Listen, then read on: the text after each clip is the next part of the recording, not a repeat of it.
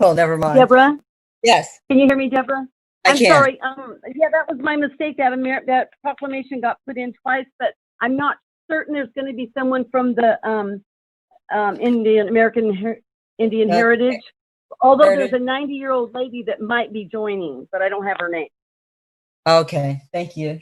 Actually, there's two of us here for that. Oh, there are now? Oh, good. Yeah, Darla's on the line and I'm on the line as well. Oh, wonderful. Thank you very much. Thank you.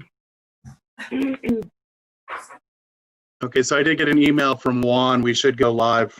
We should be live right about now. Okay, here we go. Call to order the regular meeting of the Rio Dell City Council. Roll call, please. Mayor Garnes, Here. Mayor Pro Tem Woodall,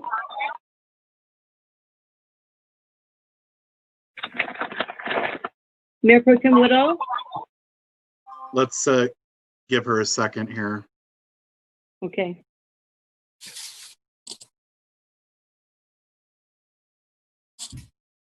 Or yeah, she's muted. Let me. Okay.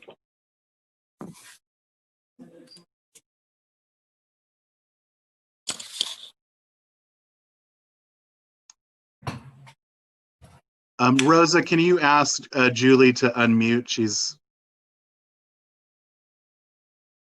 Sure thing.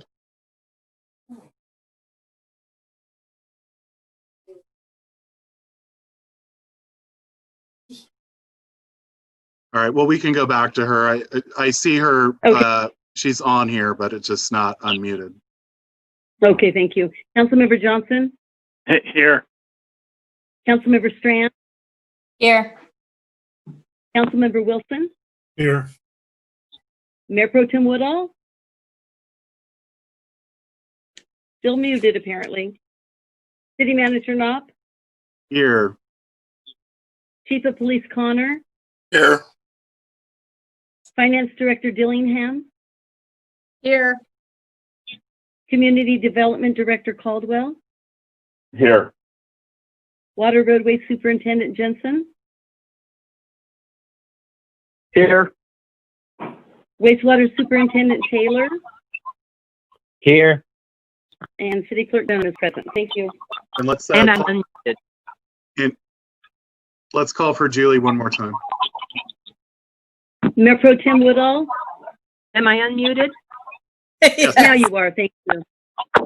Thank you. Okay. Thank you. Now we'll say the Pledge of Allegiance. I pledge allegiance to the flag of the United States of America and to the republic for which it stands, one nation under God, indivisible, with liberty and justice for all.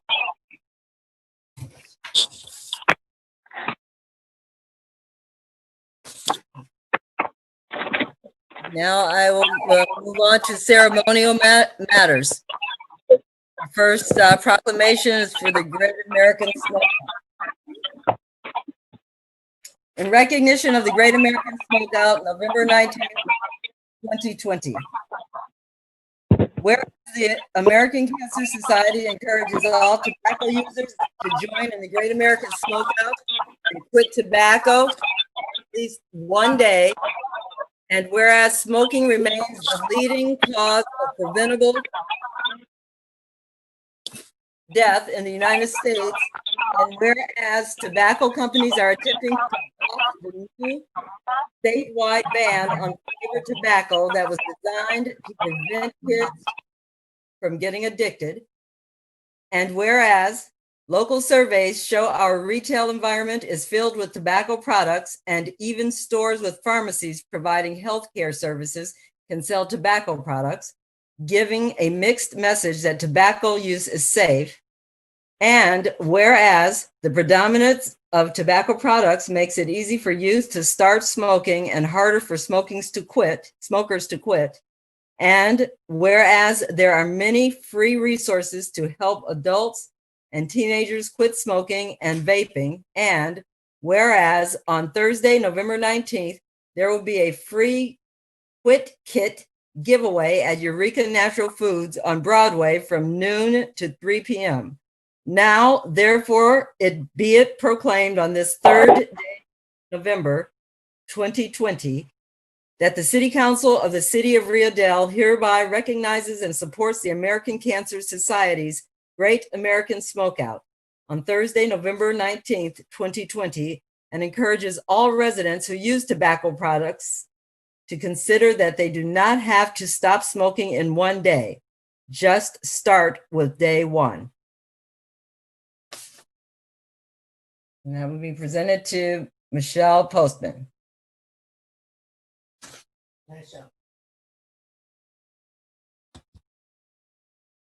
And now is I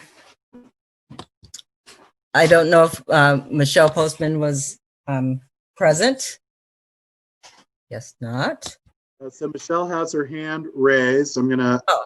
ask her to unmute, and then Okay, she might have some comments to add. thank you. *6 to unmute, Michelle. Thank you. This is Michelle Postman. We appreciate your patience with the technology, and thank you for having us on this exciting evening. My name, again, is Michelle Postman, and I am part of the Tobacco Education Network. We work to prevent nicotine addiction and exposure to secondhand smoke. And we know that education is important, but it really takes all of us to help people quit and to prevent nicotine addiction. And so, for example, more than 54 cities and counties in California have completely eliminated the sale of flavored tobacco, including menthol, to protect their youth. And I am going to hand this over to Jay McCubry, and we're hoping, this is kind of new technology, I think, for many of us. So we have a youth, Megan, hopefully on the line, and she'll be speaking hopefully less. So I'm going to hand it over to Jay McCubry. Thank you. Thank you, Michelle. Thank you for attending and speaking. Appreciate it. And Jay? Great. I tried *9. That didn't seem to work, but *6 is a go. Great. My name is Jay McCubry. I'm the project director for Tobacco Free North Coast. And as Michelle mentioned, more than 54 cities and counties in California have now passed tobacco retail licensing policies that, along with regulating local tobacco sales, have completely eliminated the sale of flavored tobacco products like e-cigarettes, flavored little cigars. We know that these flavors attract kids and make it easier for kids to start. Of course, it's nearly an epidemic level nationwide, teen vaping. It's these sweet and candy flavored e-cigarettes that get kids started. And the state passed a law just recently, you may have heard, to ban the sale of all flavored tobacco statewide. Well, this made Big Tobacco very angry. And within 3 days, they filed a referendum to overturn the law and also filed a lawsuit against the state of California. But the 54 plus local laws to eliminate flavored tobacco still stand. We can take action now to prevent youth vaping. And I encourage you to check out our website at tobaccofreenorthcoast.org. Thank you. And if Megan is on the line, she has a wonderful story that I will share if she is not able to. She is, I believe she's on the line. And thank you, Jay, for attending and being here for this important proclamation. And Megan, I saw Megan online. I think she's there. Megan, welcome. Hi. Thank you, Mayor and City Council members. My name is Megan. I'm a high school student. Michelle, Jay, and I are part of the Tobacco Education Network. Vaping is an important issue for teenagers in our community. Many of my peers have taken up vaping because they are bored or peer pressured. Many students tend to vape at high school dances because they don't think they're going to get caught. Last year, the smoke from vaping was so thick, it was like there were fog machines everywhere.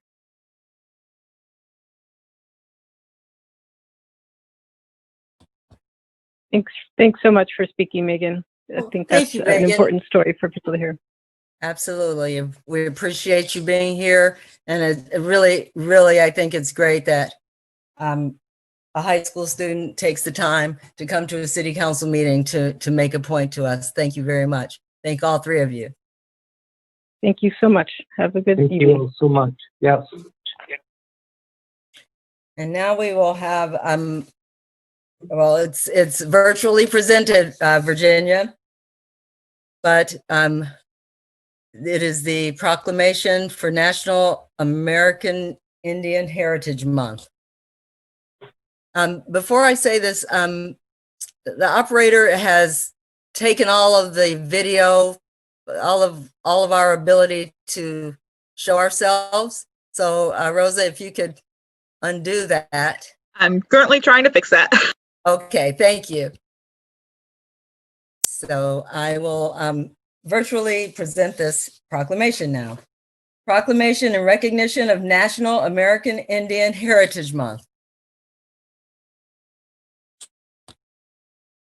Whereas the history and culture of our great nation have been significantly influenced by American Indians and indigenous peoples, and whereas the contributions of American Indians have enhanced the freedom, prosperity, and greatness of America today, and whereas the time has come to stop suppressing the memories of crimes committed against American Indians by seizing and occupying of their land, and whereas historic atrocities committed against the tribes living in Humboldt County are recently coming to light, and whereas American Indian customs and traditions which were once repressed are now respected and celebrated as part of a rich legacy throughout the United States, and whereas Eureka was the first municipality in the United States to unconditionally return land to its original owners, and whereas Native American Awareness Week began in 1976, was expanded by Congress and approved by President George Bush in August 1990, designating the month of November as National American Indian Heritage Month, and whereas in honor of National American Indian Heritage Month community celebrations, as well as cultural, artistic, educational, and historic activities have been planned throughout the nation. Now, therefore, be it proclaimed on this third day of November 2020 that the City Council of the City of Rio Dell does hereby proclaim November as National American Indian Heritage Month in the city, and urge all of our citizens to observe this month with appropriate programs, ceremonies, and activities. Thank you, Virginia, for being here to receive the proclamation. Thank you, Mayor and Council. As you've said, my name is Virginia Howard Mullen. I'm the Regent of the Eel River Valley DAR, and I'm joined tonight also by Darla McGrath, our Registrar of Eel River Valley. The National DAR Indian Committee is dedicated to the continuing education of the history and culture of the American Indian community, as well as the support of the educational and cultural pursuits of its citizens. We thank you for recognizing them during the month of November. Right. Thank you very much. Does Darla wish to say anything? I don't know. I just want to thank Virginia for her comments. They're perfect. Okay, well, thank you, and thank you for being here. Thank you both for being here. Okay. Now, we'll move on to public presentations. This time is for persons who wish to address the council on any matter not on this agenda and over which the council has jurisdiction. As such, a dialogue with council or staff is not intended. Items requiring council action not listed on this agenda may be placed on the next regular agenda for consideration if the council directs, unless a finding is made by at least 2/3 of the council that the item came up after the agenda was posted and is of an urgency nature requiring immediate action. Please limit comments to a maximum of 3 minutes. Are there any public comments? Are there hands raised or emails? Currently, there are no hands raised. Thank you. And I'm assuming there were no emails, City Clerk. So we will move to the consent. Karen, can we? Oh. Karen, can we get you to unmute? Yes, I'm sorry. Yeah, there are no public comments. Thank you. Okay. On to the consent calendar. Are there any items that any council member would like to remove from the consent calendar? I'd like to remove number 2. Okay. Anyone else? Item 1, anyone? Anyone from the public online wishing to remove item 1 as item 2 has already been removed? No? Okay. And Then again, is there?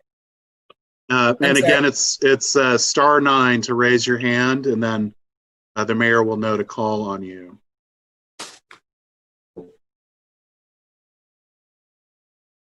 But I'm not seeing anything. Mayor Garnes. Thank you. Is there a motion to approve item 1 of the consent calendar? So moved by Johnson. Is there a second? I'll second it. We have a motion and a second. Roll call, please. Mayor Pro Tem Woodall,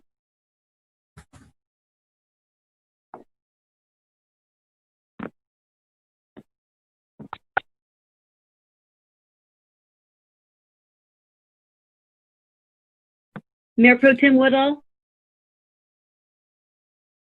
I'm abstaining. abstain, thank you.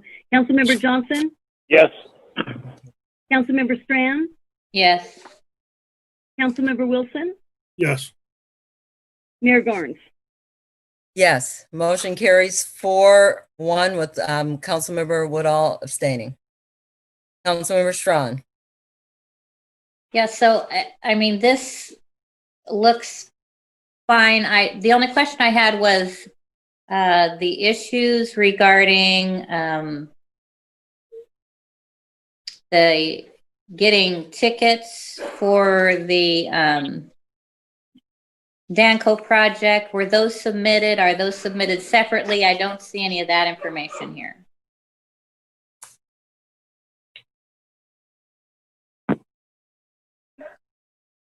I think we can submit those separately. Yeah, I want to be sure that those are submitted because they are taken into account and added to their surveys. So all those things that we discussed, I want to be sure those are added to this.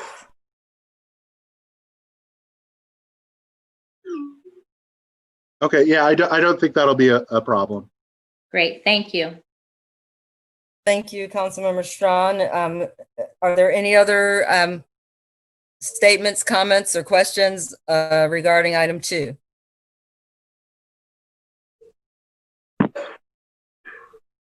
There were no hands raised.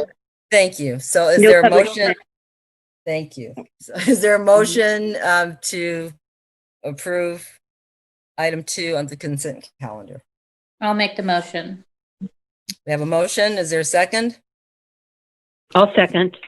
I have a motion and a second. Roll call, please. Mayor Pro Tem Woodall, Yes. Councilmember Johnson, Yes. Councilmember Strand, Yes. Councilmember Wilson, Yes. Mayor Garnes. Yes. Motion carries 5-0. Report staff communications, city manager staff update, page 21. City manager. Thank you, Mayor Garnes. So the highlight for this week was, for me anyways, was the submission of a grant application for an energy resiliency project at City Hall.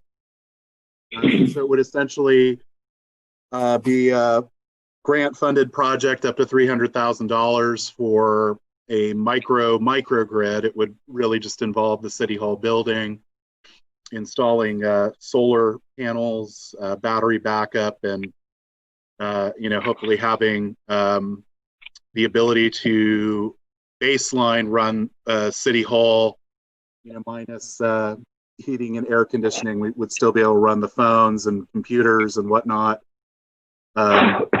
with the police department and regular City Hall. So we're hoping to hear back soon on this because there is a quick turnaround on this, potentially by the end of the year. So that was good. And we are working with Mercer Fraser, our contractor on the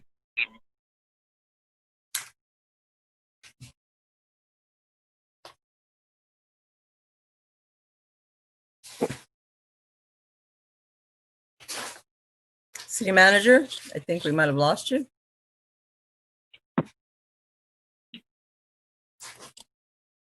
I'm sorry, can you guys hear me? I can hear you now. Yes. Okay, I don't know where I cut out at, but Mercer Fraser. Okay, so Mercer Fraser, we're working. Hopefully, they'll be back within 2 weeks to do kind of the final wrap up on their segment of the project.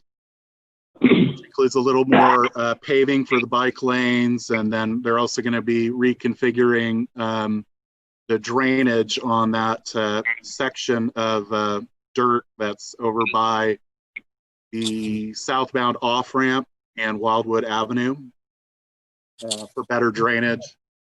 I've been talking with Randy about how to execute that, and also some other just random cleanups that they need to perform at the margins of the project. And then the other kind of exciting part is the sidewalk work, which we have the contractor also scheduled, the subcontractor scheduled to come back and do some additional sidewalk repairs and ADA improvements on the section that is on Davis Street, on the north side of Davis Street, that we are basically have all the written agreements that we need, or we're very close to getting all the written agreements that we need with the property owners there to do some improvements there on those sidewalks. So that's really great news because the ATP project came in,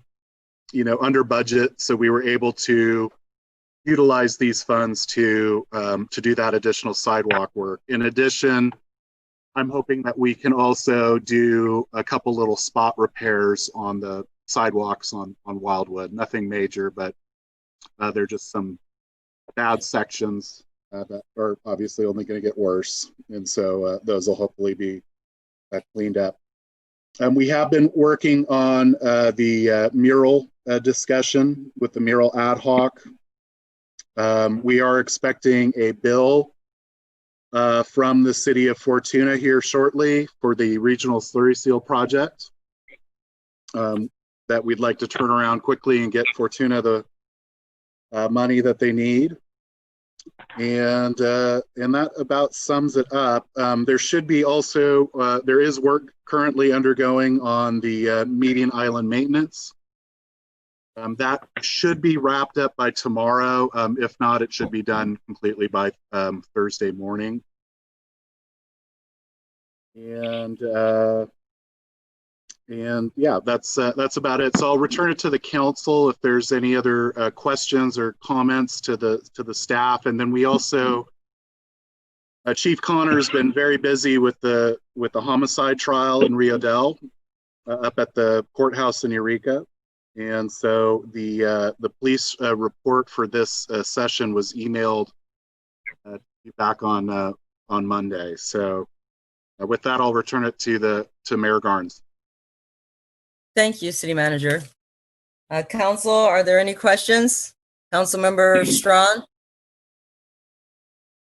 Yes, so number one, regarding those police reports, are you putting a copy of that? Is that going in with these minutes? Or is it being just for future reference so that we have it in writing somewhere what's happening?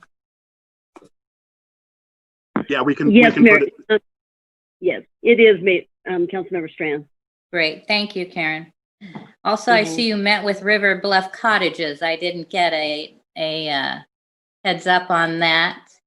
I still would like to be on those sessions. Yeah, so so they will be rescheduling. The meetings were happening on Thursdays, and I discussed with them the need to make sure that we made it available for Chief Connor to attend the meetings. The chief's schedule didn't really work with the current schedule, so they're working on finding a time where they can get together at a time that works for the chief. And will I be able to attend? Yes. Thank you. Is that it? That is all I have. Thank you. Councilmember Mayor Pro Tem Woodall?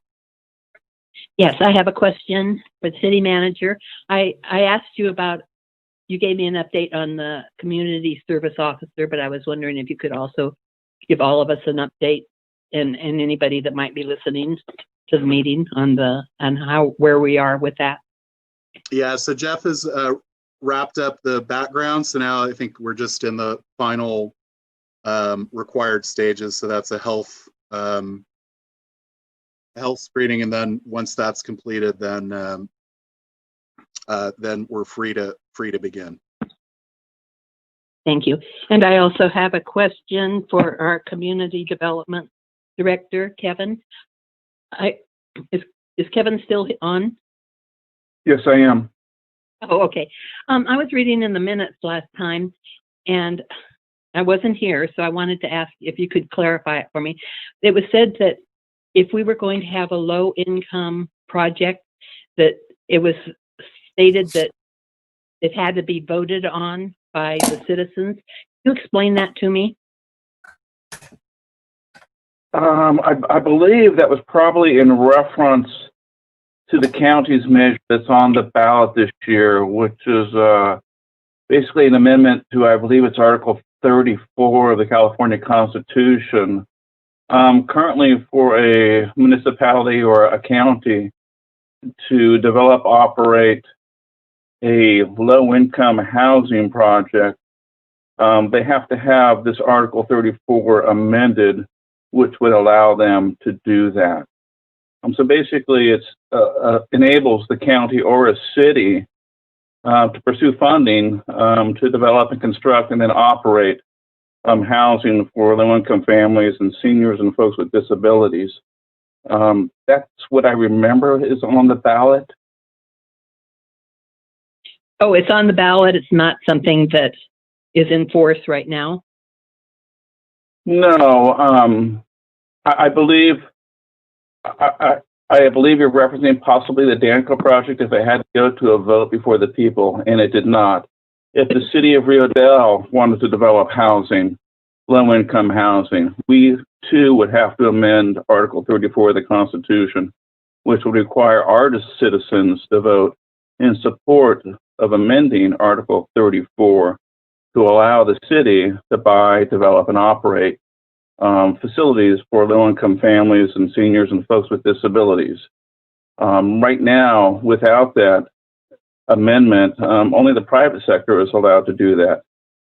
So what the county's doing, and it's based on a piece of property they have, I believe it's off Lucas Street near the hospitals, that they tried to sell for low-income housing, and they had no takers on it. So this is their way to actually develop that piece of property themselves. But in order to do so, they have to have this vote on this year's ballot, and the voters would have to support that.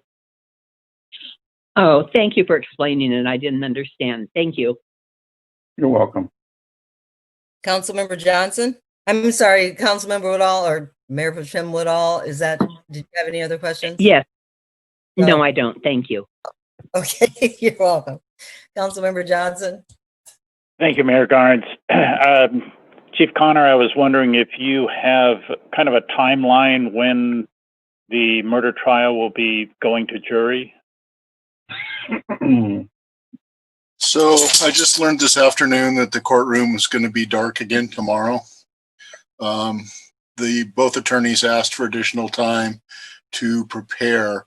The prosecution's chief in case has been completed, as has the defense. It sounds like the defense attorney may open it back up for an additional witness, and the prosecutor has a couple of rebuttal witnesses she wants to put on. That should all take place Thursday morning. After that, there's jury instructions and closing arguments, and that should be the end. It's anticipated that that'll take place on Thursday, and the jurors will get the case after that. Thank you very much. Any other questions, Councilmember Johnson? That was it. Thank you, Councilmember Wilson. Just one quick question for Kyle on the resiliency microgrid. Will the excess electricity go back into the grid? Will we get credit for that? That is a good question. I don't have the answer to that, but I can provide that. I can provide that to you. I think it's a smaller scale project. So, for example, the one proposed with Tesla at the wastewater treatment plant, I believe can do that, but we're talking about a much smaller scale project. But it should be able to. So part of the problem is the City Hall electrical interface is dated and would need a pretty significant update. So there are some complications there, but I can provide that information for you later. All right, thank you. I think that's all I have. Thank you. Thank you, City Manager, and thank you, staff, for your updates. Now we are on to receive and file the fiscal year 2019. Yes. Oh, I'm sorry. Is there any... I'm sorry. I Go did ahead. have a public comment about the staff report. I'm sorry. I forgot that step. Go for it, please. Stephen, Sharon, Wolf would just like to know if the city is going to continue testing the wastewater influent for COVID to monitor for community spread of the virus. So the answer to that is yes, we are projected to do that through December. We are providing that information to public health. And so the interpretation of that data really should be handled through public health, because they have multiple factors that they calculate into that. So, but yeah, we have funding available ultimately from the federal government to conduct the tests through December. Thank you. Thank you. Are there any other public comments? There are no hands raised. Thank you. Any other emails, Karen? No further. No more. Thank you, and thanks for stopping me. I'm sorry.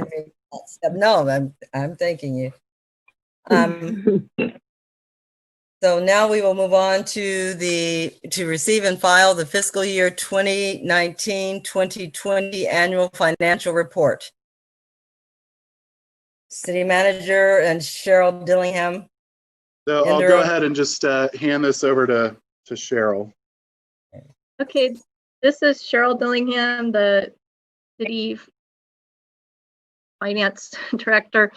And hopefully my connection stays stable because I'm watching my bars go up and down. But so basically this is a report on the financial performance of the city for last fiscal year.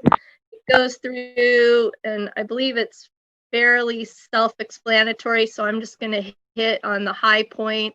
It starts with the summary, which basically shows that overall the revenues exceeded expenses by $1.2 million.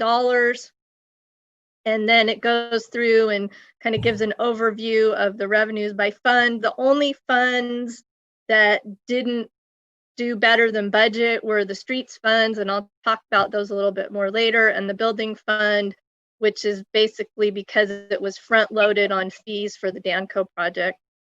The expenditures were under budget, and that contributed to the positive change in fund balances. The table at the bottom corner of page 1 shows all of the funds with their ending fund balances, so that we had an ending total fund balance of almost 7.7 million.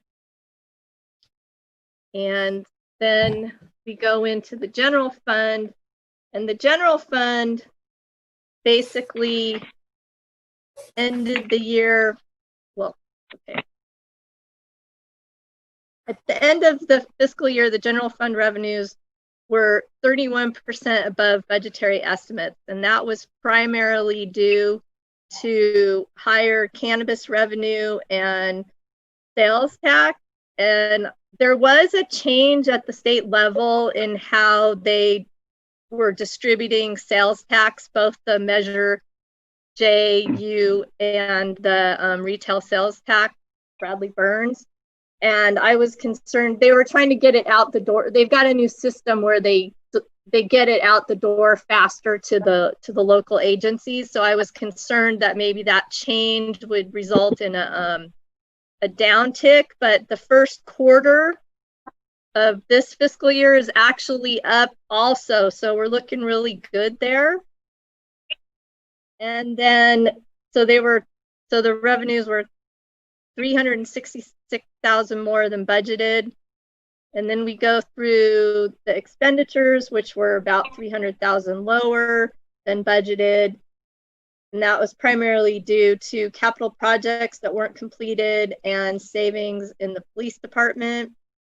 The overall fund balance increased, and at the time of the budget development, we had projected a balance of 1.73 million. The actual ending balance was 417,000 larger than that estimate. So that means we have that much more than what we originally thought when we started the 2021 budget. Then you go into streets, unfortunately, this goes to show how much better the city of Rio Dell is doing than the state, because the gas tax and all of the money that goes into the streets funds is collected mostly statewide and countywide, and then allocated back to the city based on population and other formulas. And all of those were down, except for RSVP. Fortunately, our expenditures were slightly down. You can look, if you go to page 3 at the top, it shows that the streets revenues were still slightly higher than the prior year, but they were lower than what we had budgeted. And we did end up with the actual fund balances, even with all of that, going up ever so slightly in the streets funds. And then we go into the enterprise funds. The sewer fund basically the revenues were 137 higher than budgeted, and the expenses were 187,000 lower than budgeted, which resulted in a fund balance that was higher by about 8%, or 135,000 than what we had anticipated. And the savings there were primarily in the expenses due to salary savings. And then we go into the water funds, and the water funds had revenues that were 103,000 higher than budgeted, and expenses that were 280,000 less, which was primarily due to savings in operations, which were the result of salary savings, professional service savings, electricity savings, and operating savings, pretty much savings across the board, or expenses coming in less than budgeted. Savings may not be the correct term. they were lower than budgeted. So the fund balance there went up by 303,000 for all of the water funds, with the bulk of it being in operations. And then the building fund, I already discussed briefly. The SLESF is the supplemental law enforcement. The city received, we received more revenue than was budgeted, and that was sort of unexpected. Normally, we only get our minimum grant that we're guaranteed is 100,000, and we received 161,000. That may be an anomaly, and we budgeted less than that in the current year. And then CDBG, at the end of the fiscal year, we had $173,666 of CDBG funds that are available locally for us to do on CDBG allowed projects. That pretty much sums it up if anybody has any questions. Thank you, Cheryl. Council, Mayor Pro Tem Woodall.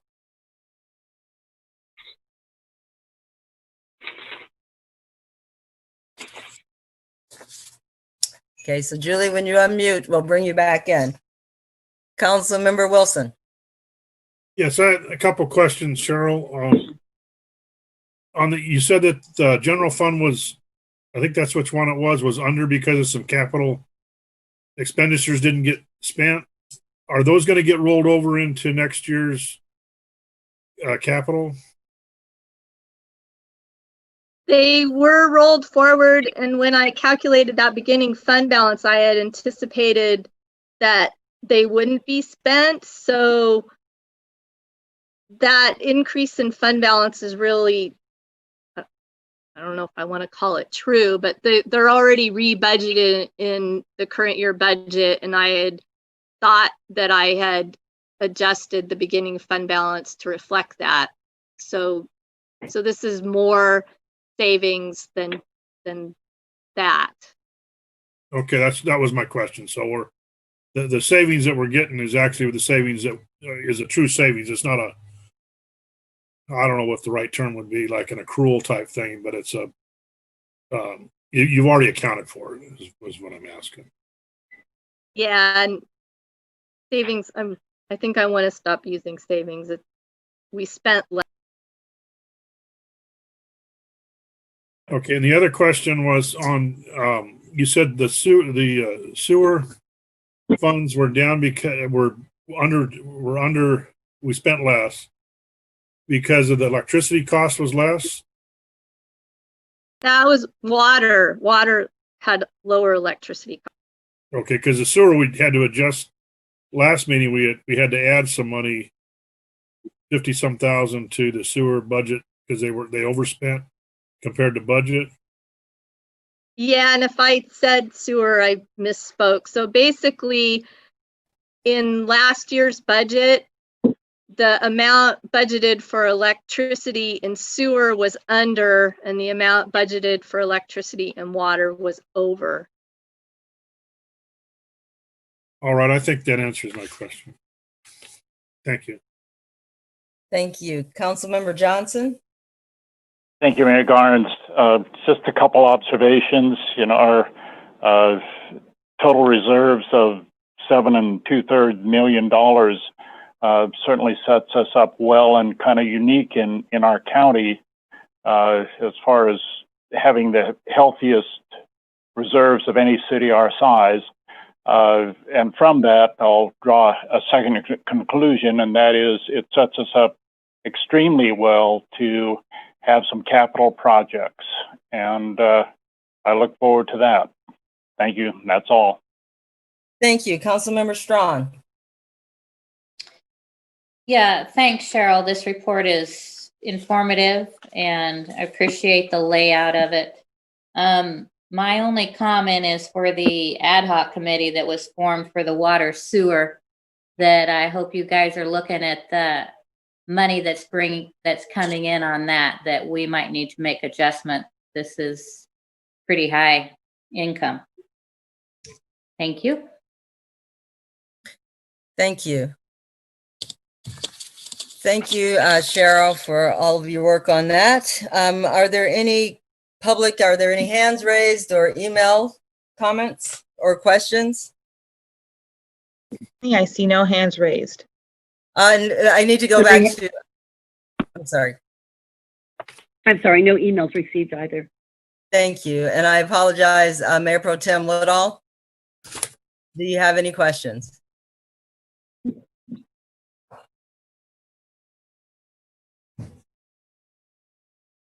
I'm hearing none.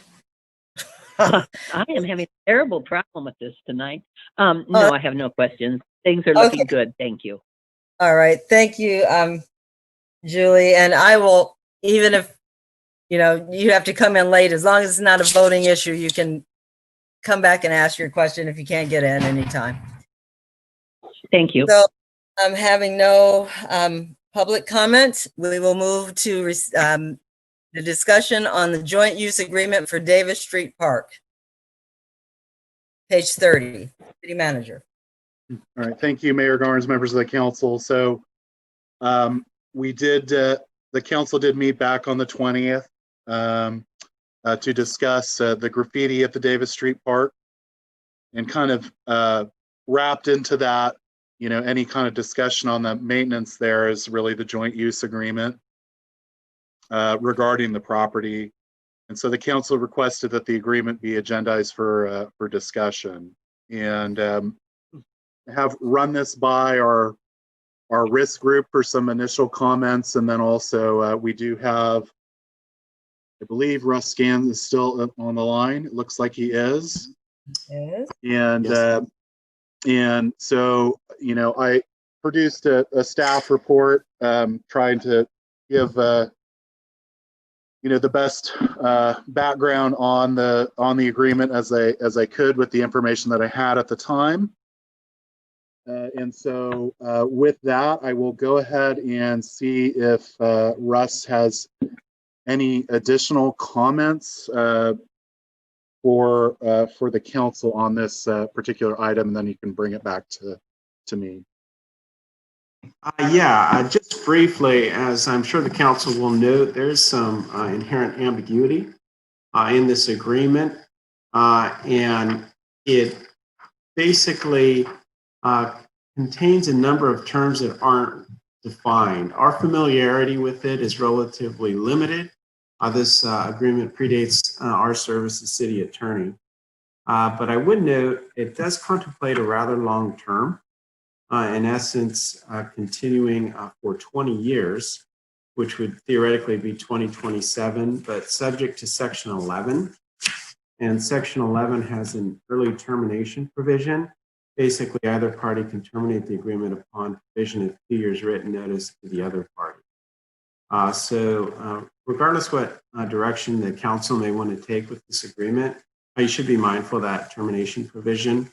And if some clarity is needed with the district at this point in terms of what the respective obligations are between the city and the district, bear in mind that if any impasse is reached, there's always the option of invoking that termination notice provision in Section 11. So unless there are any questions from the council or Kyle, I'll stand by and listen to the council. Thank you. If I could just jump in there also and just say a couple other comments. I think some questions had been raised as to the signature authority of the district and whether that was a proper signatory to the agreement. I don't know if that is true, but that was raised by a staff member as to whether the person listed as the president had the signature authority for that document. There is some due diligence that the school district needs to do that only the school district can do as a property owner. In discussing with our risk group, it was really, they made it pretty clear that that a property owner really has a non-delegable responsibility to maintain their property. And so so that, you know, would be something we would encourage the school district to look into.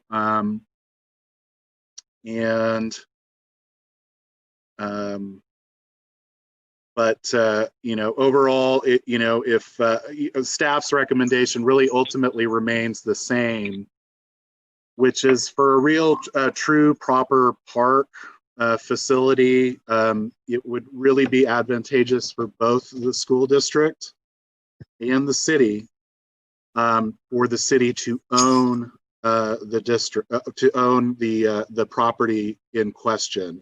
I don't think it serves the school district, and I don't think it serves a public purpose really to have the park in the current arrangement, this obscure arrangement that exists.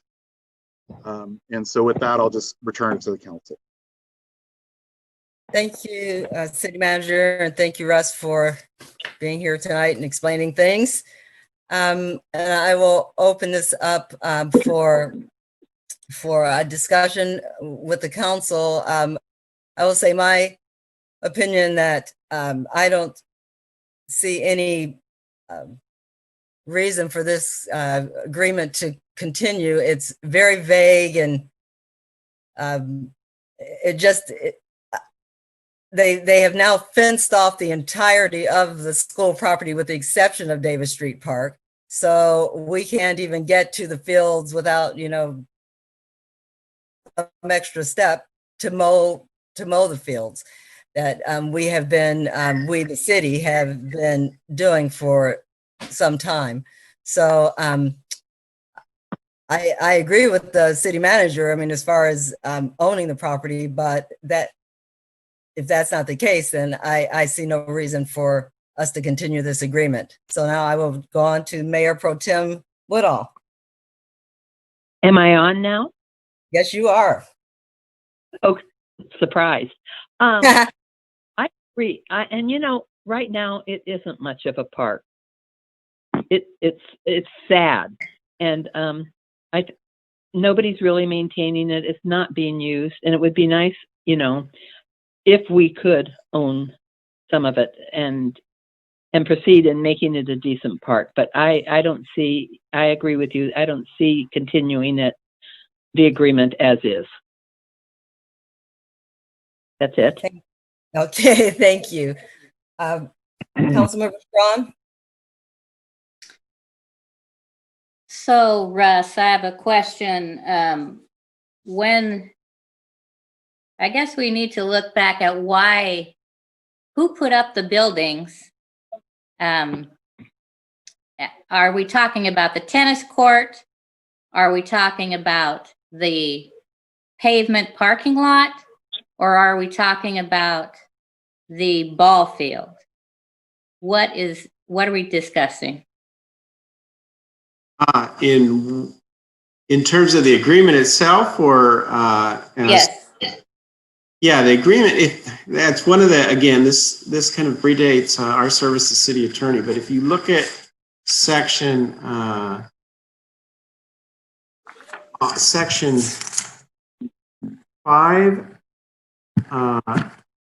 I in Ivan of the agreement, and actually section 5B as well, that recites obligation, should be obligations plural, of city. It recites, with respect to district facilities utilized by city, the city will maintain or cause to be maintained as identified in site-specific agreements, turf and playing areas. That, and I'm sure Kyle would second it, appears to be one of the most principal obligations the city has under this agreement. I'm not aware of any additional site-specific agreements that impacts what these respective obligations are.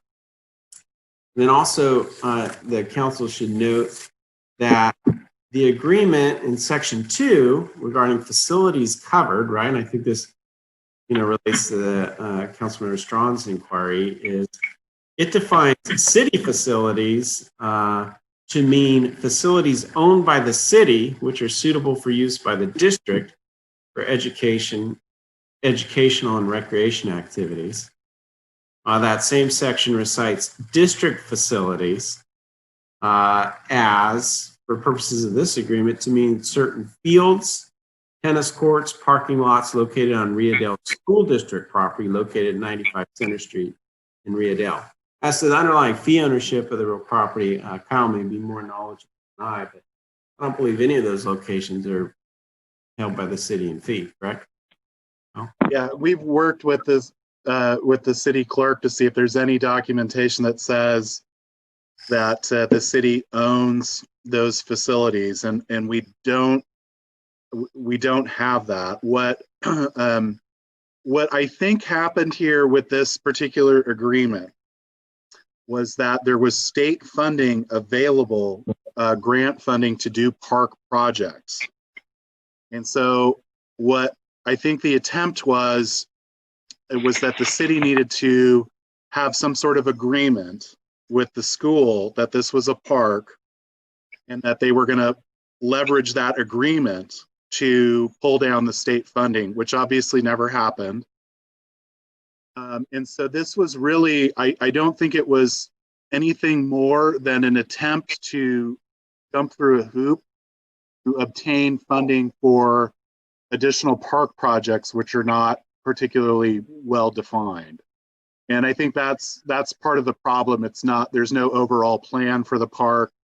That attempts in the past in the construction of the tennis courts were kind of opportunistic. There was grant funding available. And so when the tennis courts were constructed using the grant funding, that the restrictions or the requirements that the state put out were far less stringent. And then they, ramped up a little bit more for this agreement.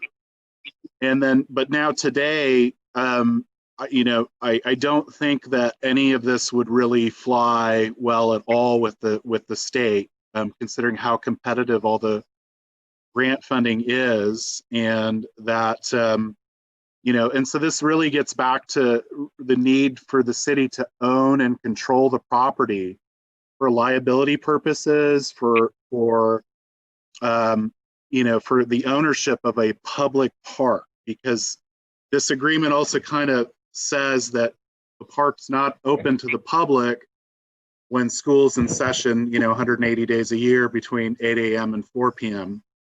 And that's, not technically a public park.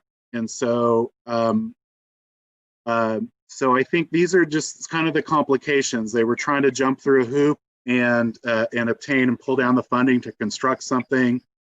It never happened, and a part of the agreement also says that the school district can terminate the property, the agreement with 2 years notice, and then force the deconstruction of anything that's constructed there. So nobody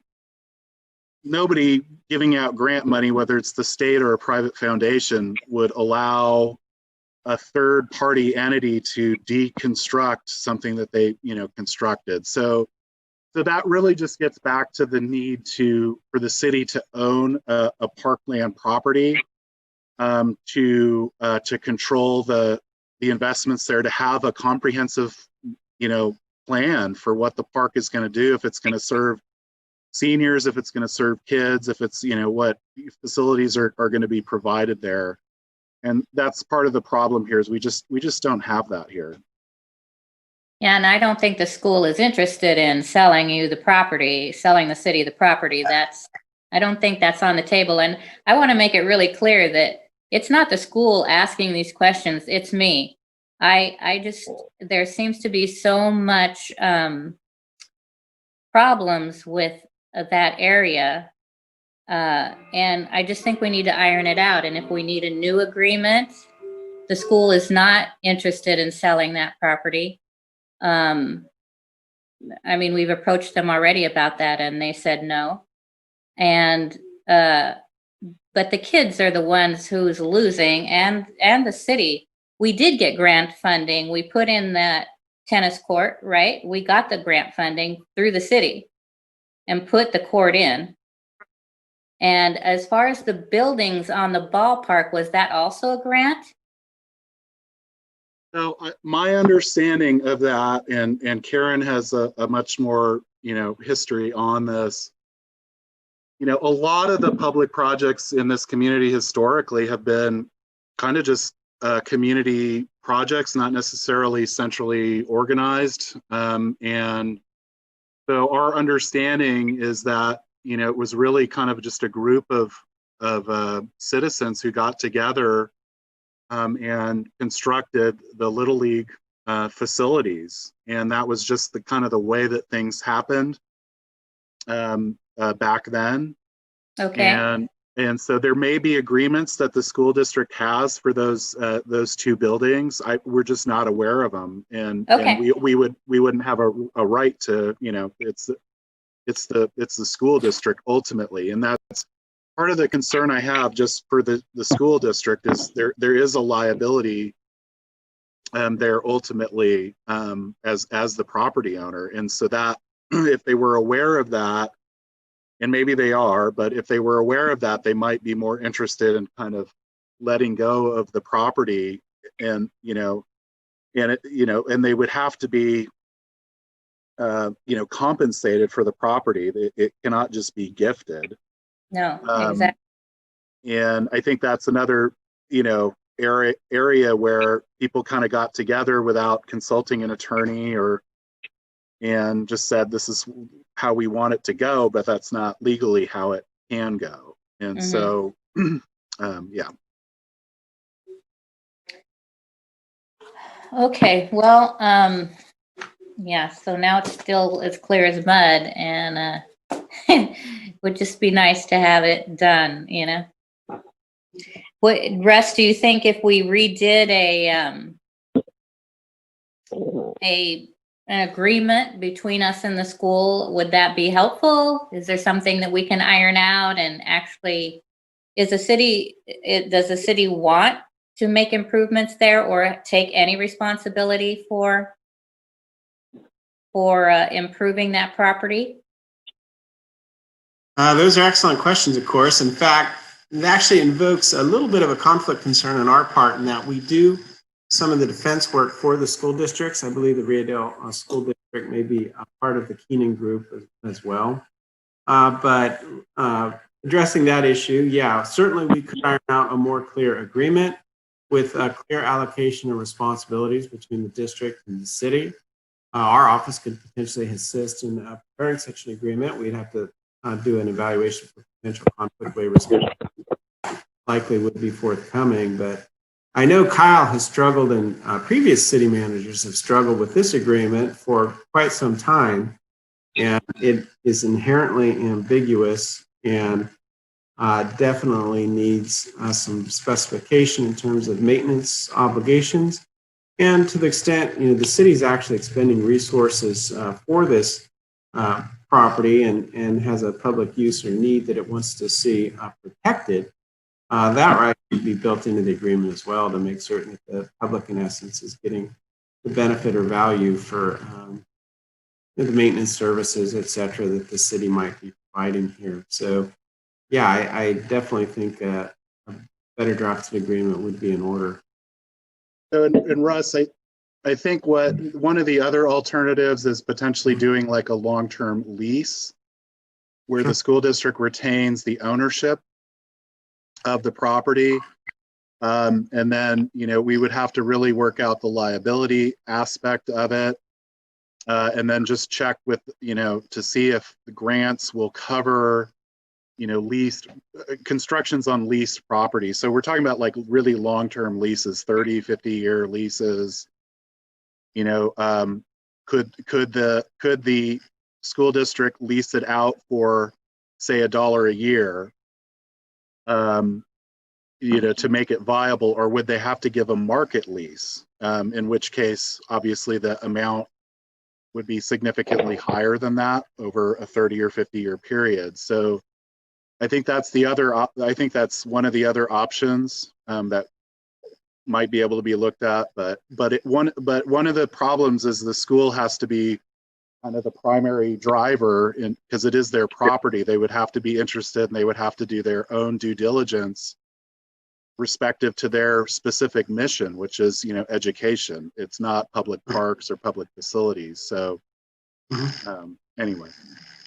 Yeah, in fact, Kyle, that's a good point. California school districts, like public entities like the city of Rio Dell, yeah, they basically have a similar obligation not to give, public funds or dedicated resources to their educational mission. That stated, this would be a little bit unique in that regard. Sometimes school districts do enter like cooperative agreements of this nature where there's a benefit. Obviously, there's a recreational benefit potentially to some of the students as well, to the extent this area is utilized for recreational activities consistent with the educational purpose. Other options, before the city would expend money and substantively improve the property, we would want to secure kind of a long-term interest for the city, be it a ground lease or some even potential partial acquisition of the property, at least those areas that the school district utilize. But yeah, obviously before the city would expend substantial resources, we need to protect the investment and secure some interest in the property, far greater than what's currently in.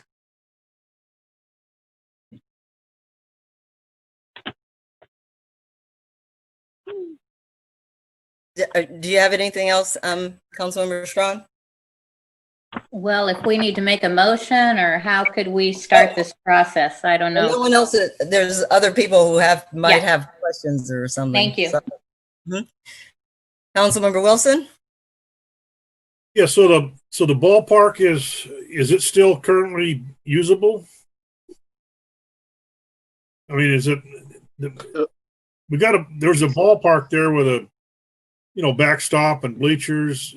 I think that was all put together by just and I understand how people used to do stuff. They wanted to have a ballpark, so everybody got together and built a ballpark. You got the wood donated and got the labor donated, and they ended up with a ballpark and a scoreboard. The last time that it got fixed up, it was run down, and then Nick Angeloff, his boy was of an age to go play ball, so he went down there and started putting this thing back to life, is my understanding, and it carried on with other people playing, youth playing sports. Are they still using it if it wasn't for the pandemic? I think they moved to Fortuna. No, we used it. My grandson used it, not COVID, not the year before, but the year before that. I know we were at games there. Little League was still using it then. I don't know if they still are or not. They were using it the year before, just last year before. Yes. Before the pandemic, they were using it. My grandkids played there, or my grandson did. So is it still usable, or is it still something that, as Councilmember Strand mentioned, what I hate to see is that you lose out if there's a ball field being alternated between the way they kind of, there were some games in Fortuna, some in Ferndale, some here in Rio Dell. And the same thing with the tennis court. I know people go down there and play tennis as a recreation, and I hate to see that go away just because of the things we're talking about. So I don't know the answer to this. I know this is how things get created, and then the legalistic side comes in and it does this. But I also know that they don't want to sell the property. So that's I'm pretty solid on that information. Yeah, my understanding is that the Little League is no longer using the facilities there. I don't know when that happened. Our last interaction with it was that we got complaints that there was a lot of dog waste at the park, or excuse me, at the ball field, that people were using it because it is fenced in, so you can kind of let your dog run there and not have it get away or have another dog come in and cause problems. In response to that, we did put up a sign or two, stating no dogs allowed. I don't know if that sign is still up, but subsequent to that, somebody put up a lock, and I believe it would have been somebody with the school district. So we don't have a key to that, and so the city does not have access to maintain the ball field. And just one other caveat to that too was, I don't know the Little League season but terribly well, but the beginning of it, typically the ground itself is very wet, and so it's very hard to maintain or to get back into working condition at the very beginning of the season. Our equipment has real difficulty there, and it's so the drainage would need some work and whatnot. So it was always kind of a little bit of a struggle to get that ballpark each year mowed and maintained, while we're also have other obligations to conduct, water, wastewater, and streets, and our own grounds to maintain. So so that's my understanding. And Randy, if he's on the line, might have more to add. Am I muted? No, we can hear you. No.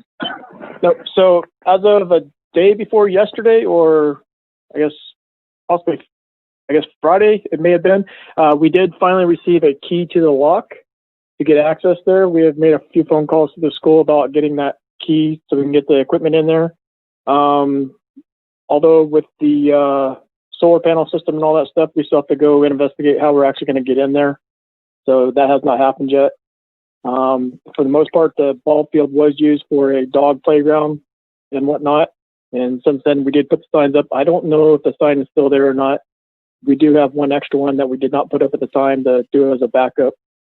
But maintenance-wise, has not been touched in quite some time. Our focus has been more towards just basically water leaks and sewer plugs and things like that for the most time.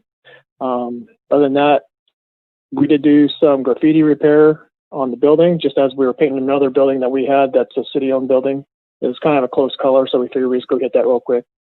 We did notice that someone did do some work in the parking lot, I believe last weekend. And I'm not sure who that group was, whatnot, but we were going to go pick up some piles of stuff that's in the parking lot area. But other than that, I don't have anything else to report on there, other than we did finally get a key. It is hard to get in there occasionally, and we still need to investigate what the access point is right now. Thank you. Thank you, Randy. Councilmember Wilson, do you have more? I just said, I think I'm wrapping up, but it sounds like it's just turned into a mess of confusion. Kind of what Councilmember Strand said, it's clear as mud. So it's unfortunate. So I guess we need to find out more. I'm done. Thank you. Councilmember Johnson? Thank you, Mayor Garnes. I guess it's time that we, approach the school district and told them it's time to have a clear agreement, one that's, a layperson can understand.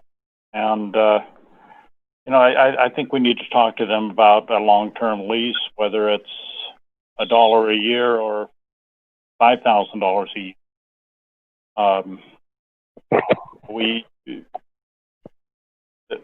There's a lot of ground there that's not being utilized to any extent. And in the past, we've talked about, a soccer field. We've talked about a dog park. We've talked about, skating facility. There's been a lot of talk, and I guess we need to have that conversation now with the school district and see if they're willing to do a lease. I mean, it sounds like a sale is out of the question, but we don't need to own it. We just need to lease it if we're going to do something with it. And it's certainly not serving the community well at all.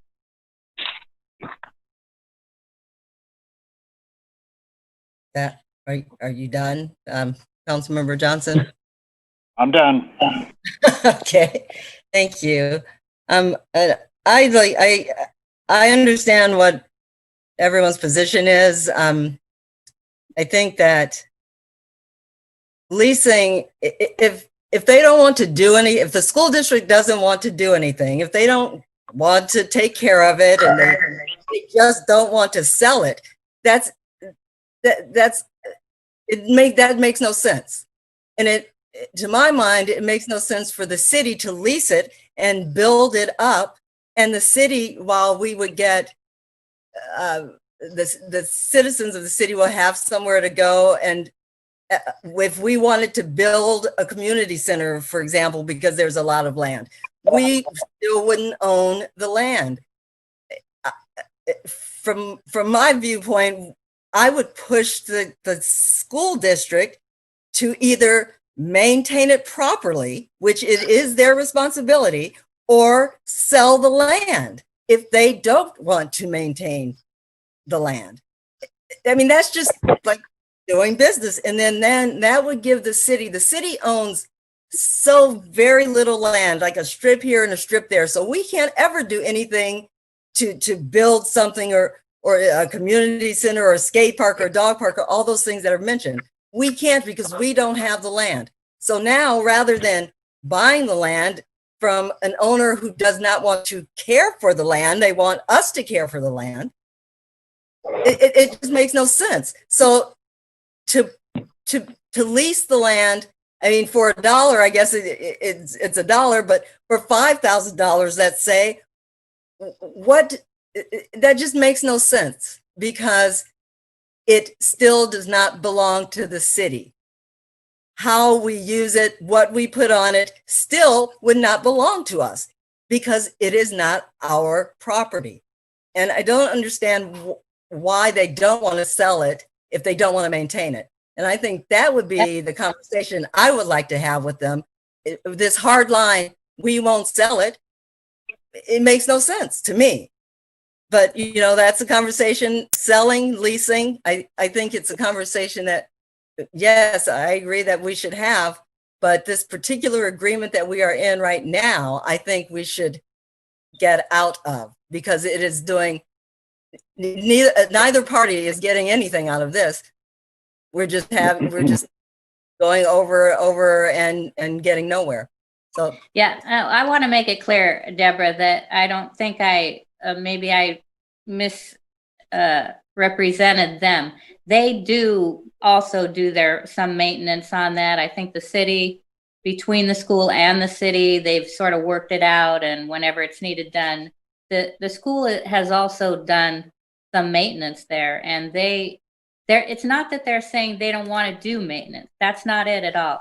I'm just trying to figure out whose responsibility is it. Let's get it in black and white. Let's see, you know, what does the city want to do and what does the school want to do? And let's get an agreement between us that's workable and hopefully the kids win in the end, that they're not going to lose out on this. So that's where I'm coming from. I'm sorry if I misrepresented. The school is willing to take their responsibility. Absolutely.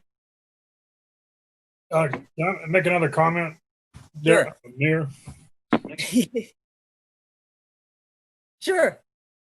I believe Randy said somebody did some work in the parking lot and cleaned something up, or did that they? It sounds as though there's somebody in the community that's taken an effort to do some work down there. I would suspect it might have to do with the tennis court, but there's some community members that I know previously when there was some vandalism done, I believe on the wind barriers or some stuff on the tennis court years ago, they showed in the council meeting the people that were using it for tennis, and the city worked out fixing whatever was damaged at the tennis court. So there's there are other community members that are interested in it should be considered. Does anyone know why they don't? They're so adamant about not selling it. Does anyone know that answer? I'm pretty positive they don't want to sell it as of the last time. I mean, but why? I don't think they can sell it. I don't know the particulars. I think someone needs to meet with the superintendent and find out what's going on. So, can I chime in, Mayor? Yes. Barnes? Sure. So I think the group that did the cleaning was the church group that staff has been working with to see if we can do kind of some partnering on these type of projects. I did mention it to him that the park did need some TLC, and I got kind of a obscure voicemail that I don't know who it came from, saying that they had done the maintenance there.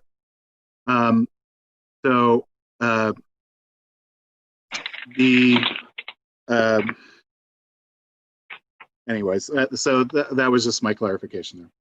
Thank you. Are there any public comments or hands raised, emails? Currently, I'm not seeing any hands raised. And you've had the thing up for a long Not time. seeing any emails. No Okay, emails either. Thank you. City Manager, what are we trying to achieve? Well, I think, it's pretty clear that the current agreement is not workable. It may not even be enforceable.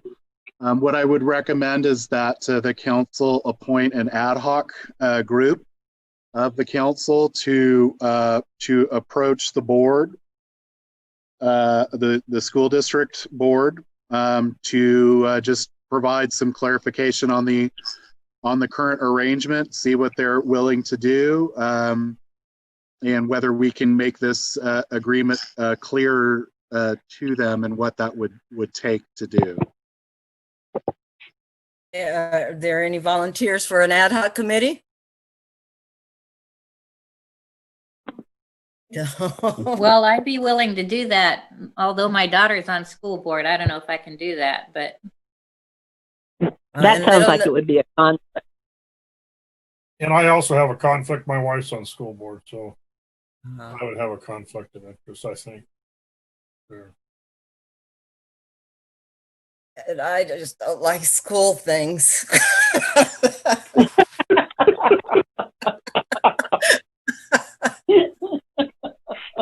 I would recommend council members Johnson and Woodall, and what we would just do is form a letter, find a time to approach one of the school board meetings, and just submit the letter to them, and just let them know that the ad hoc's available to have direct communications with the board, and see where it goes.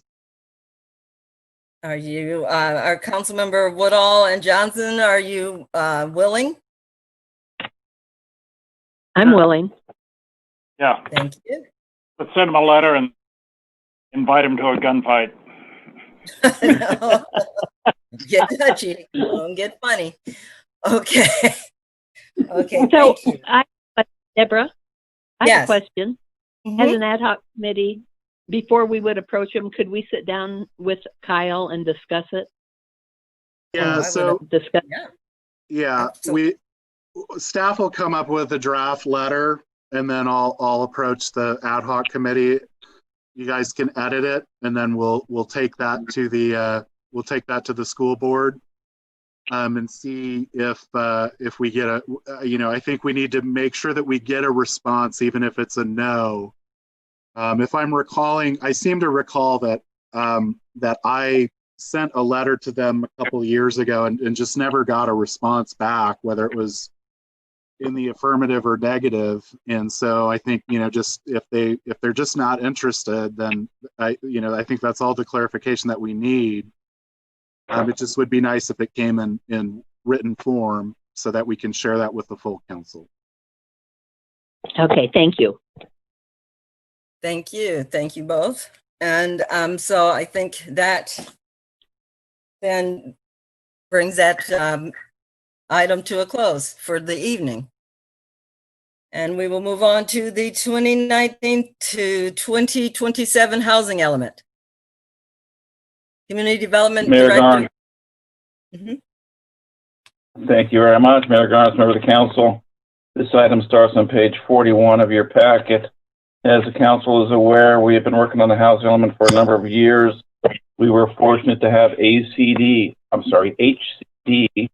provide some funding to retain PlaceWorks out of Folsom, California, to help us complete the housing element. They actually helped the city of Arcata complete theirs as well. We had two very, very good staff members from PlaceWorks. I believe it was Cynthia Walsh and Jennifer Gastelum. And I hope that one of the two of them are on the line tonight to answer any questions you may have. I did provide your council with a copy of the draft housing element roughly a month ago, so I hope that you have all had a chance to look it over. I did request yesterday that if any of your council members did have any questions, to please let me know. I did not get any questions. I did get a response from Council Member Johnson indicating that he read it and thought it was a very well done report. With that, I'm going to try to make this really brief. Basically, there's four elements to the housing element. The housing needs assessment, the evaluation of constraints to housing, the identification of potential housing sites, and then a program strategy to address those needs. As the council is aware, RENA is the Regional Housing Needs Allocation number that were assigned and approved by HCD. Table 28 on page 53 of the housing element, which is page 103 of your packet, identifies those RENA numbers. For the fifth and sixth cycle, we were required to provide 32 housing sites for very low and low income housing units. We were fortunate to have the Danco project come to town. They provided 25 of the 32 housing needs, so we have 7 remaining. We were charged with providing capacity for 13 moderate housing sites and 37 above moderate housing sites. Those are in fact our biggest needs at this moment, is the above moderate and the moderate housing needs, which is somewhat surprising, but it's actually good for us. We do have capacity to provide those additional housing sites, which also is good news for us. The housing element is critical for the city to obtain all sorts of funding. And once we get this approved, we would be eligible for a number of funding opportunities, of course, including the CDBG grant monies, SB1 grant monies, SB2 grant monies. All in all, I think it's very well put together housing element. We are doing nothing more or nothing less than what the state requires. It does meet the state's requirements. The draft housing element was approved by the state, and that approval letter is included as attachment 3 in your staff report. We did circulate a negative declaration of environmental impact regarding the housing element. We basically received no comments other than a comment from the local from the Native American Heritage Commission to make sure we reached out to the local tribe, which we did, which was the Wiyot tribe and Ted Hernandez, and they had no comments on it. We are under a tight deadline. This does have to be certified by the end of the year by the state. With that, I would ask if there are any questions. Hopefully I can answer them. If there are not, I would recommend that your council adopts resolution 1467-20-20, approving the housing element and directing staff to forward the housing element to the Department of Housing and Community Development. Thank you. Thank you, Community Director Caldwell. I will, do you have any, is there anyone on the line from the plan? PlaceWorks that wanted to speak or any? If not, I will ask if there are any questions from council members. I'll start with Mayor Pro Tem Woodall. No questions. Thank you. Councilmember Strawn. Yes.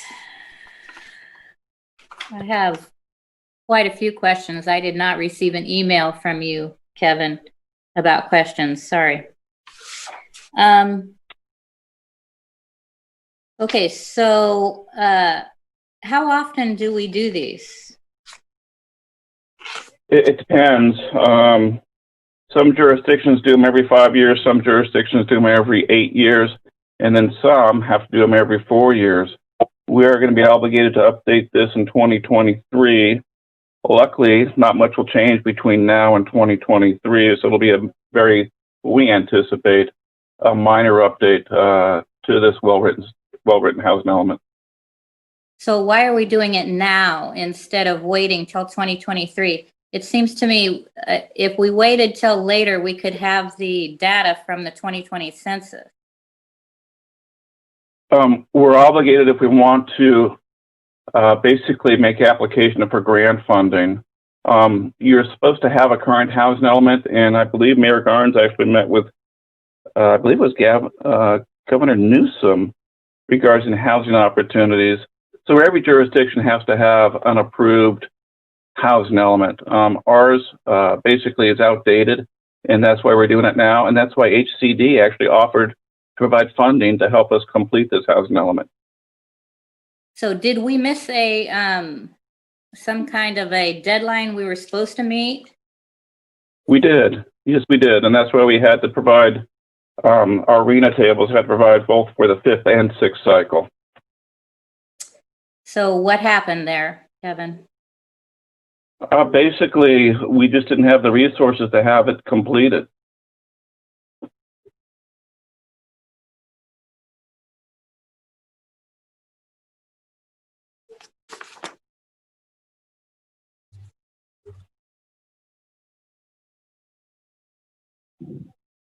When I go through this and look at this housing element, I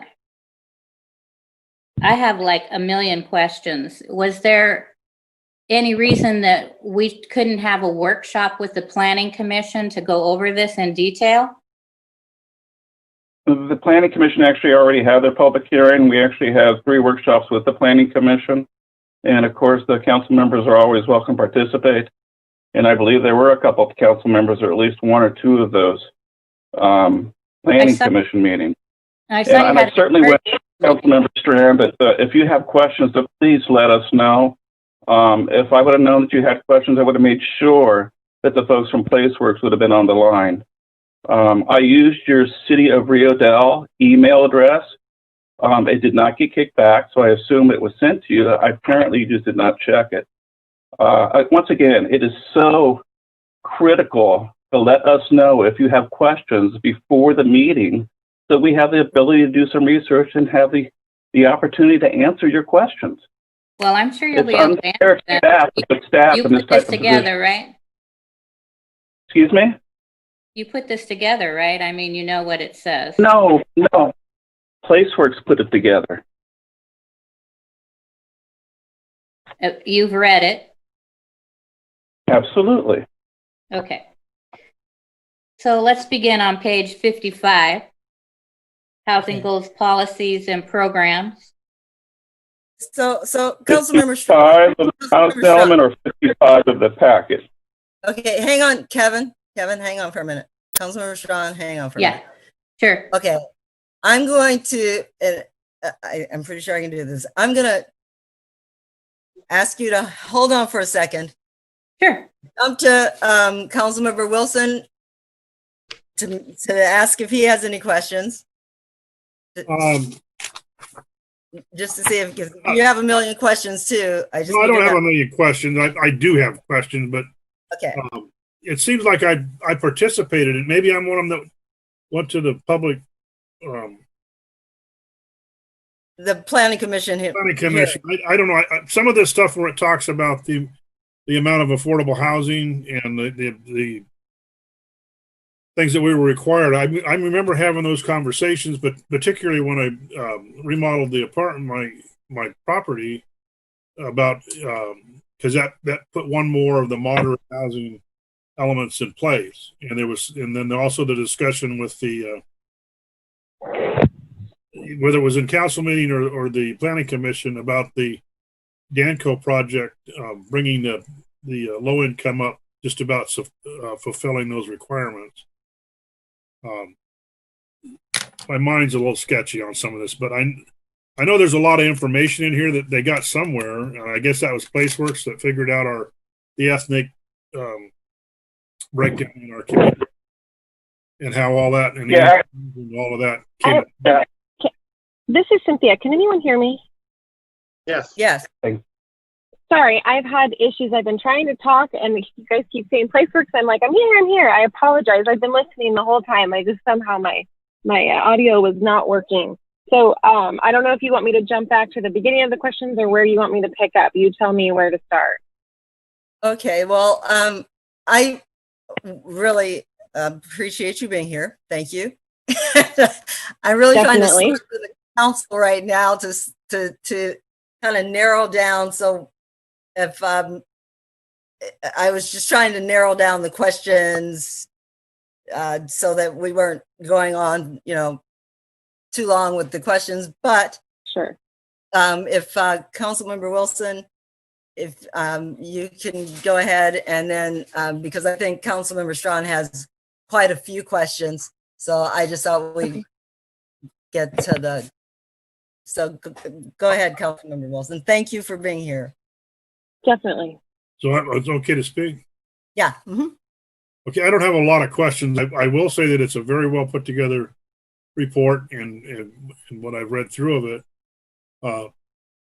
I'm good with it. I think it's an outstanding document. And I'll just leave it at that and step out of the question and answer time. I wasn't trying to cut you off. I thought Councilmember Strawn had she said straightforward, like she had a ton of questions. So I thought we'd get to the other one so we wouldn't, Well, I think I've had some of my questions answered previously. I've run across this, and I apologize for not knowing at what meeting or what conversations that I've run across this, but I've seen a lot of this before in different forms, whether that was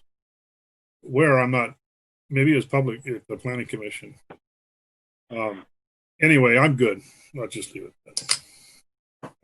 Well, thank you, Councilmember Wilson. Councilmember Strawn, are you there? Yes. Okay, so you are on. PlaceWorks is here. I'm here. And I'm sorry, what was your name? Cynthia Walsh. Hi, Cynthia. Hi. So I have some questions. So I don't know if these are going to be general questions for you or if Kevin can answer, whatever. So for availability of just zoning in particular in our city, do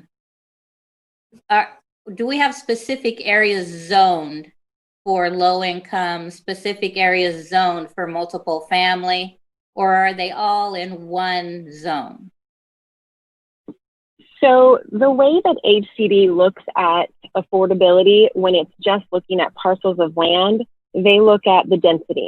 So they look at parcels that allow for higher density are going to accommodate lower income households. So until it's an actual project, they just tie density to affordability.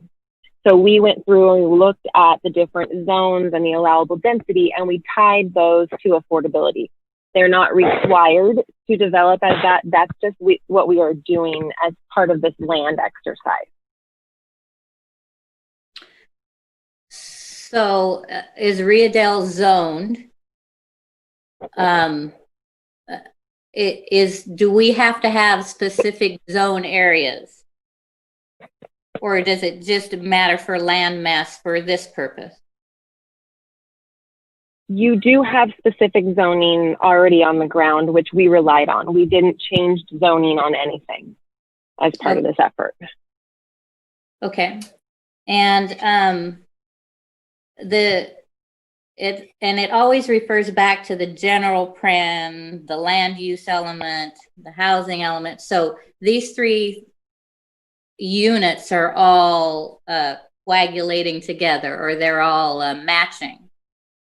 Yes, the housing element is one of the elements of the general plan, correct?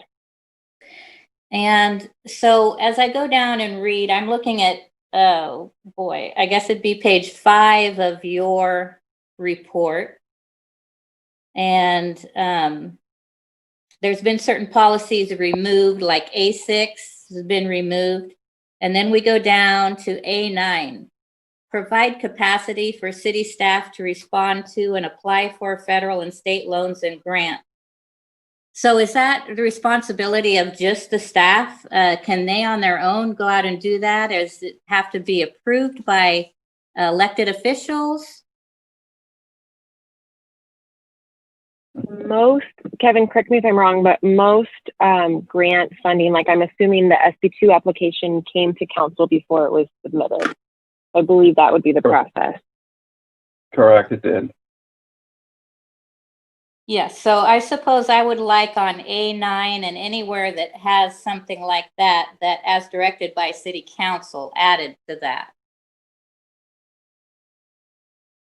Just That's actually inherent in state requirement. Excuse me? That's inherent in state requirement. Basically, these state applications for SB2, for example, requires a resolution of your council to make application. Correct. So what happened on Danco when that came through and we didn't know about that until way later? The Danco was not actually proposed by the city of Rio Dell. That was a private developer utilizing grant funds and tax credits to build that project. So this report in front of us has nothing to do with a private investor. No, this report doesn't have anything to do with actual development. This is just planning for if the development was to come forward.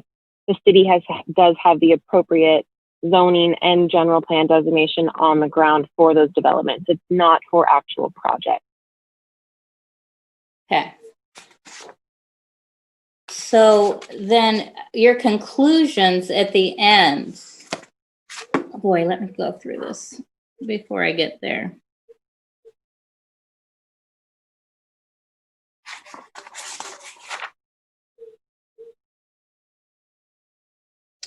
On page, so 62, well, let's see, wait a minute. Yeah, so here we talked about your density bonus on page 10. So your zoning amendments, as I went down that list of zoning amendments starting on page 9. So you're just listing out different types of housing. Is that correct? On action B2? Yes, correct. So these are all amendments that will need to be made at a later date to your zoning ordinance in order to comply with state law. So these are all state law requirements, and these are just the actions that the city will need to take to comply with state law. Okay.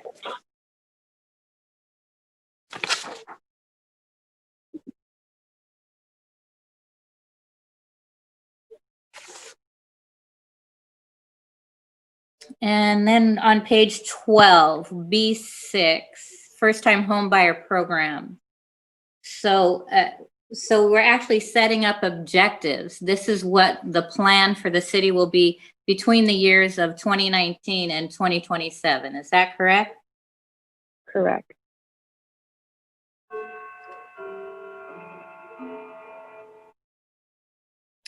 And actually, if I'm... Yeah, go ahead. I apologize.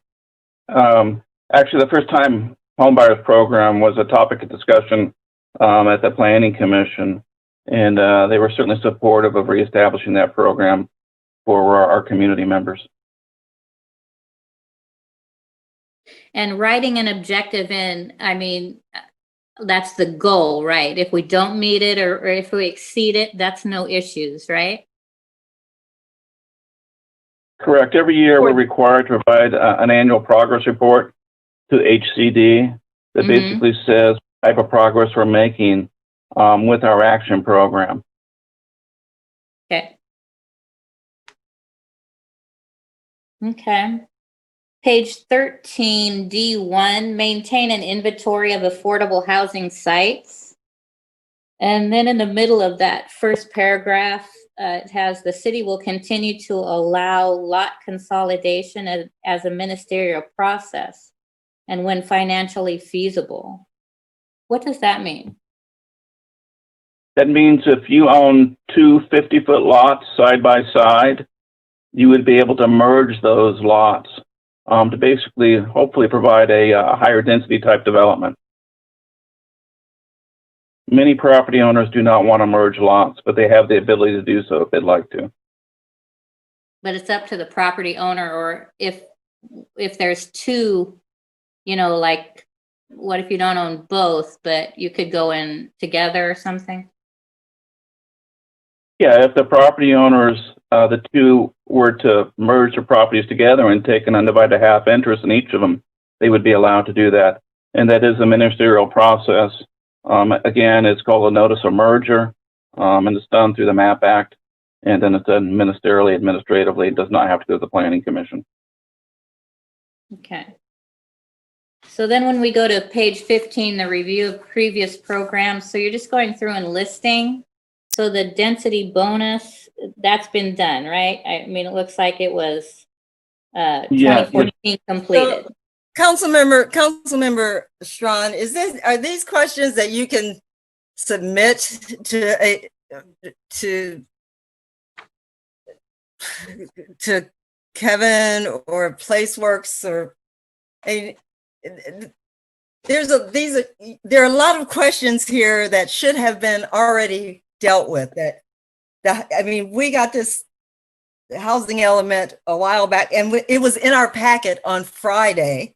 So you still had Monday and today. And I mean, is this going to go on like forever?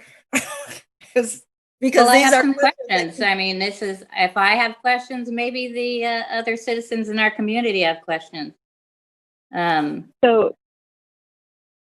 are the hands to raised? answer your, sorry. The density bonus provisions were codified in 2014. Okay. It's ridiculous. Excuse me? Yeah, so anyway, the previous programs, starting on page 65 of the packet, page 15 of the housing element, that basically shows us what we've done in the past and where we are with those programs. As you can see, as you flip through the pages, most all of them have been completed. Yes.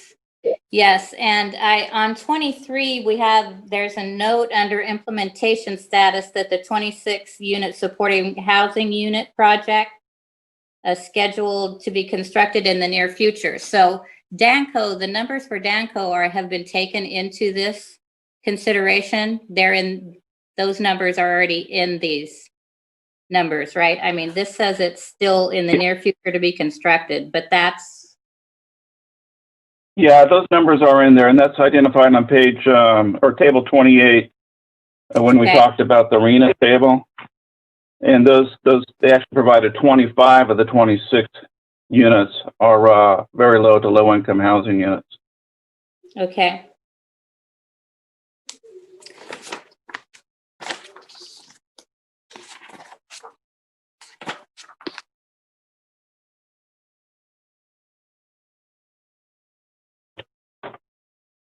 And then I also noticed that some of the tables were taking 2018 or 2020 as far as household incomes. So I guess I really just wanted to have the 2020 census information on here. So you said you will be doing another one after 2020 numbers come out? Yeah, we're required. I'm sorry, Cynthia, go ahead. No problem. So you are on an 8-year update schedule. And then like you guys mentioned earlier, when you do miss that deadline, then you're put on a 4-year schedule. So the housing element was due last August. And when we were preparing it this 2020 year, the census is not available. We relied solely on the American Community Survey, which is why you have the 2014 to 2018, because that's the range that gathered.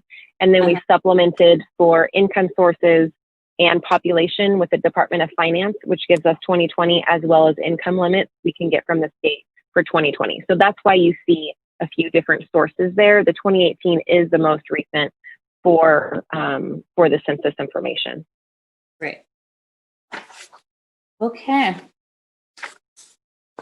Well, I thought I had another thing, but I can't find it. So that's it for now. Thank you.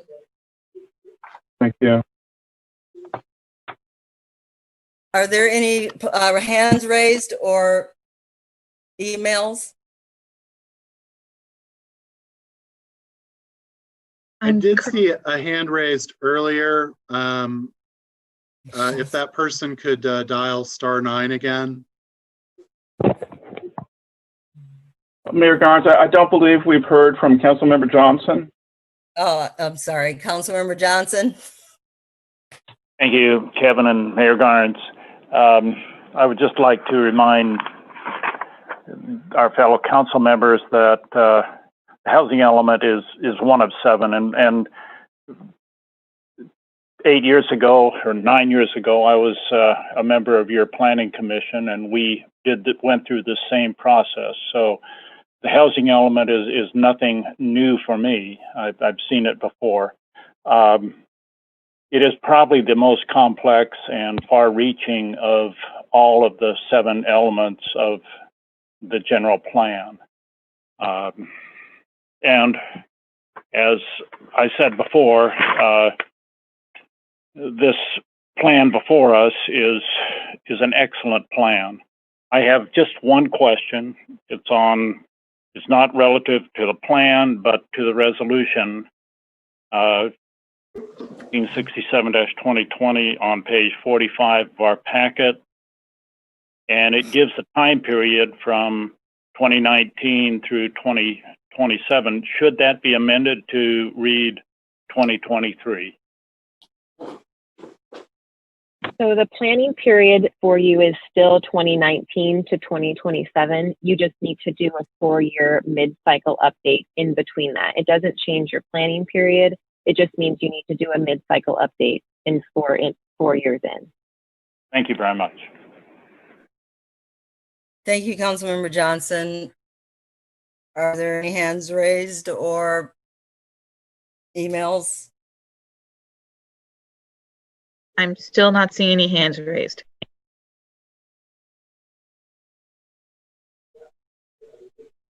Okay.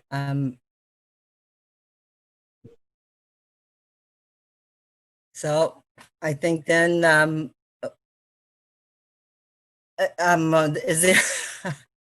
is there a motion then to adopt resolution number 1467-2020 approving the 2019-2027 housing element and directing staff to forward it to the Department of Housing and Community Development for certification? So moved by Johnson. Second by Woodall. We have a motion and a second. Roll call, please.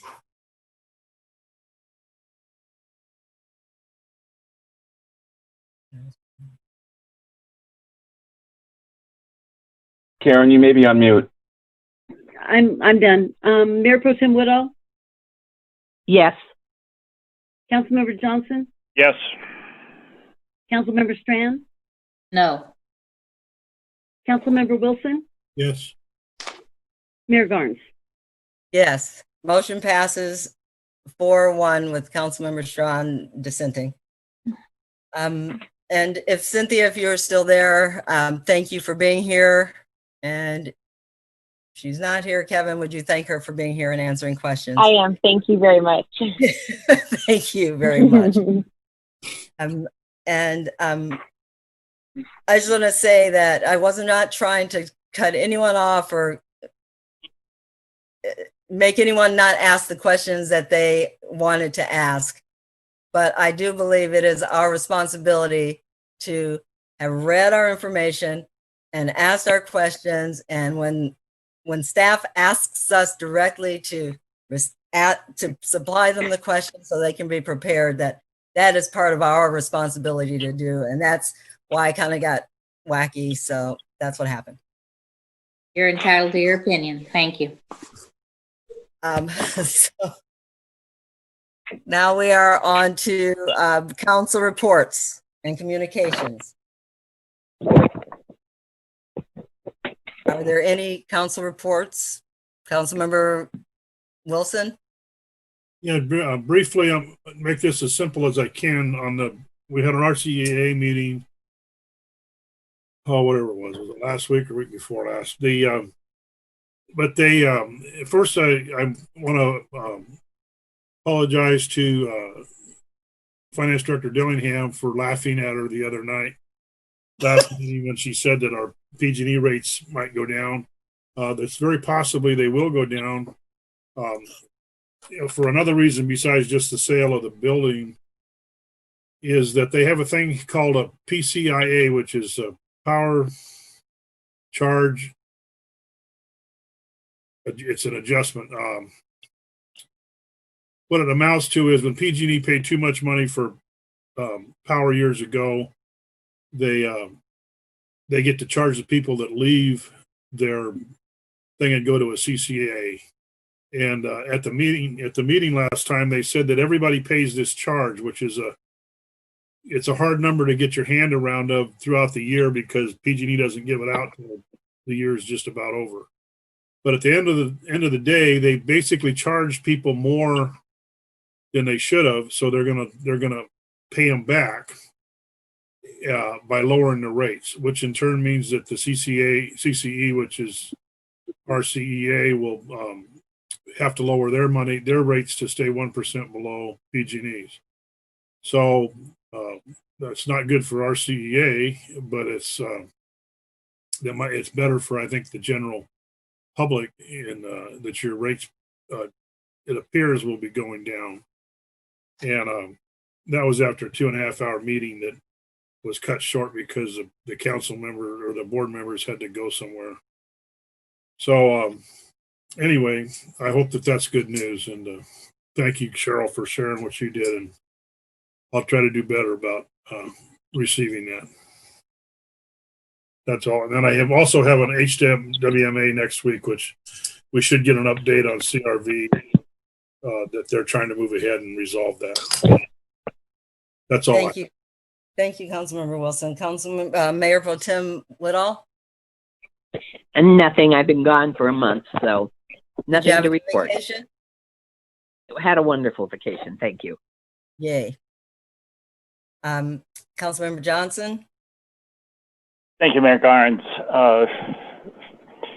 The REDEC meeting of 10 days ago or 8 days ago was canceled. I'd like to take this opportunity to congratulate Councilmember Wilson on his reelection and Amanda Carter on her election to City Council. Thank you. And you also, Gordon. I didn't know if he was finished yet, so I didn't want to say anything and cut him off. But and I was also going to offer congratulations to Amanda and Frank and Gordon. Yay. Yay. You just don't even know. I'm so happy. So I'm so happy for you all. So Councilmember Strawn, do you have any report? No, the hazmat meeting was canceled and the HCOG meeting was also canceled. So nothing to report. Thank you. We had the League of Cities had a special meeting last night with the Office of Emergency Services, the sheriffs, the National Guard, everyone just in the emergency world, the fire departments, to let us know that if there is any unrest or anything tonight or in the following week, that they are ready. They are, if the cities need anything, any of our cities need anything, that they are ready to help. They are ready to be a presence, and they are also ready if some weird thing happens and for example, we need generators for lights, that they would be able to supply generators. So that was just because there's been the elections today and so much unrest has civil unrest seems like it was bubbling up. So the state just wanted us to know, the state, the OES, like I said, National Guard, everyone, that they are ready to stand by any city that needs any assistance if there is any kind of unrest. And they will be available throughout the week. And they even gave out their personal numbers, personal cell phone numbers, because they want to be that on point if need be. So, and that is my report. Congratulations to everyone. And is there a motion to adjourn? So moved by Johnson. I'll second it. Motion carried. Good night, everyone. Good night.